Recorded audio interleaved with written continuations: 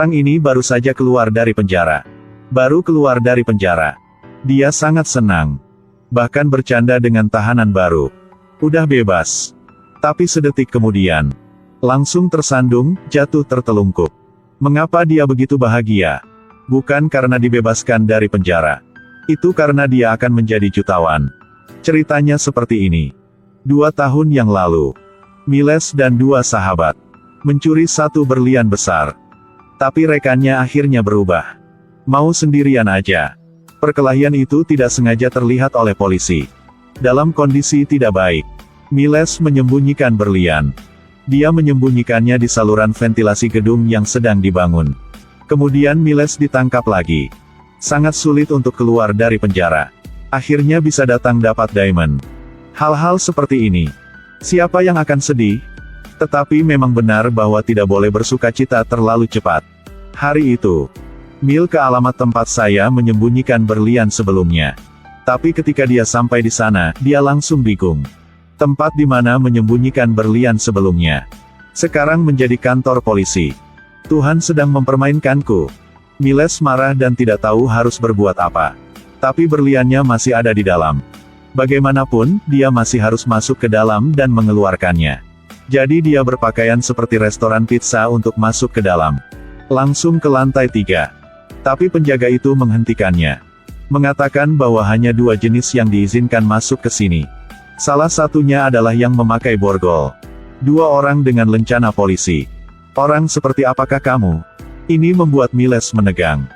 Buang-buang waktu untuk make up berubah wajahnya. Dia melihat seorang polisi mencoba menggesek kartunya untuk masuk.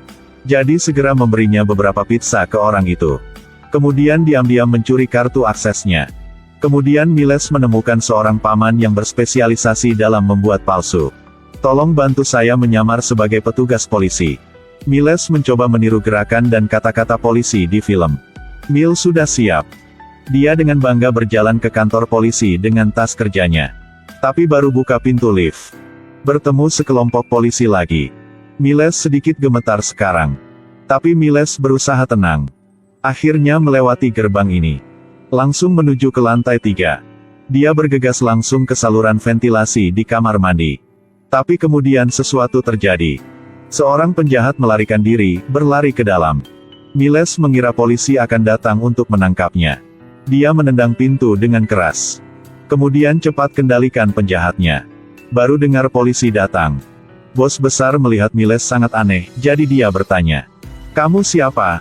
Kenapa kamu terlihat sangat aneh? Miles mengeluarkan lencana polisinya dan berkata. Saya baru saja tiba. Semoga bisa diajar. Baru sampai, sudah bantu yang lain.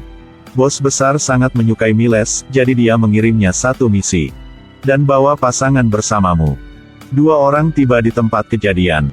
Pemiliknya mengatakan dia kehilangan banyak roda. Tapi Miles dengan cepat melihat petunjuknya.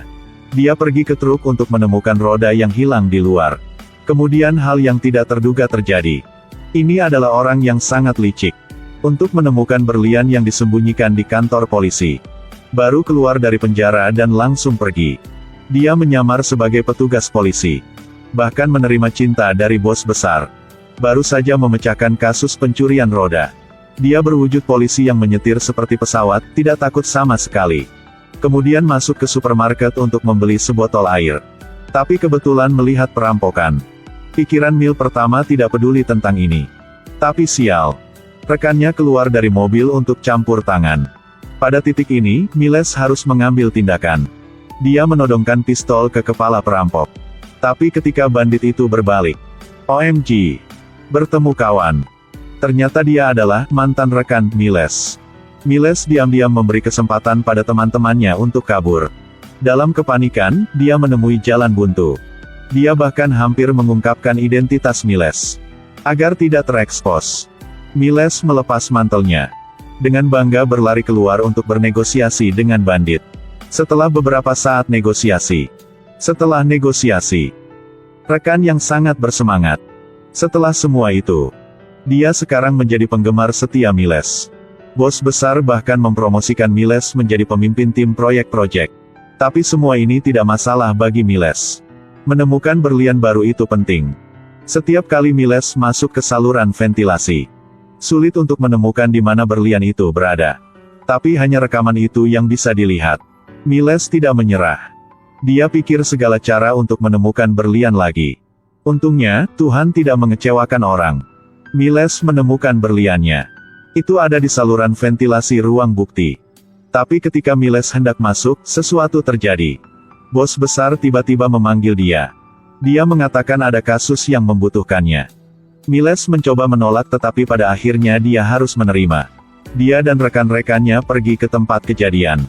Tapi orang-orang FBI memandang rendah mereka. Bahkan tidak menyentuh bukti, menyuruh mereka minggir. Dalam perjalanan pulang, Miles berpikir sekaligus kesal. Dia menggunakan pengalamannya untuk berspekulasi. Ini jelas bukan kasus penyelundupan artefak sederhana. Pasti akan ada kesepakatan yang lebih besar di belakang. Mungkin adalah kokain. Dia sebelumnya adalah seorang pencuri terkenal. Sekarang menjadi polisi yang hebat lagi. Berdasarkan pengalaman perampokan selama bertahun-tahun. Memecahkan banyak kasus besar. Menjadi inspektur yang luar biasa. Tapi dia bertemu orang-orang jahat ini. Tidak melihat kekuatannya yang sebenarnya. Miles sekarang menunjukkan bakatnya dalam memecahkan kejahatan. Untuk menegaskan diri sendiri. Dia mengatakan bahwa setelah kesepakatan barang antik ini bisa menjadi kesepakatan narkoba. Biarkan kolega memberitahu dukungan di atas. Ikuti mobil di bawah ini. Tentu saja di dalam mobil. Mereka menangkap penyelundup narkoba. Mereka juga menyita sejumlah besar obat-obatan. Miles memanjat tumpukan narkoba untuk menemukan di saluran ventilasi. Akhirnya dapat berlian.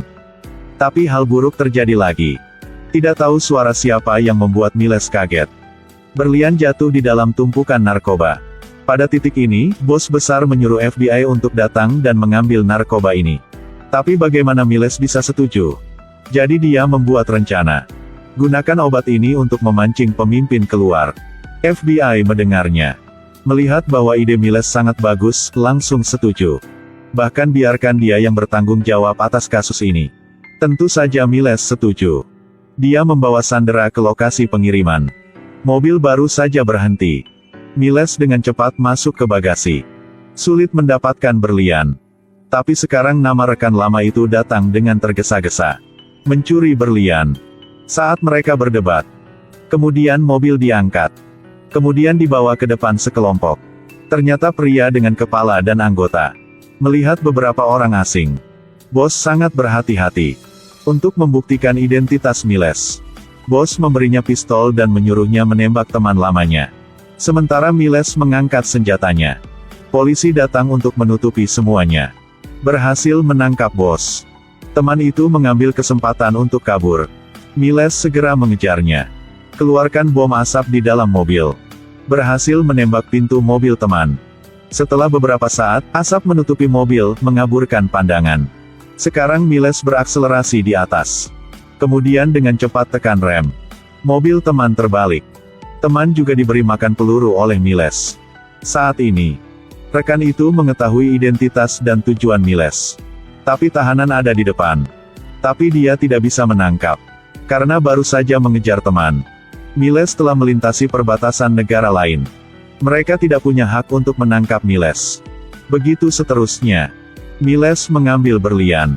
Sejak saat itu, dia menjalani kehidupan yang kaya. Inilah akhir dari film. Jika Anda melihat film yang bagus, jangan lupa klik suka dan bagikan untuk mendukung kami. Sampai jumpa di film-film selanjutnya.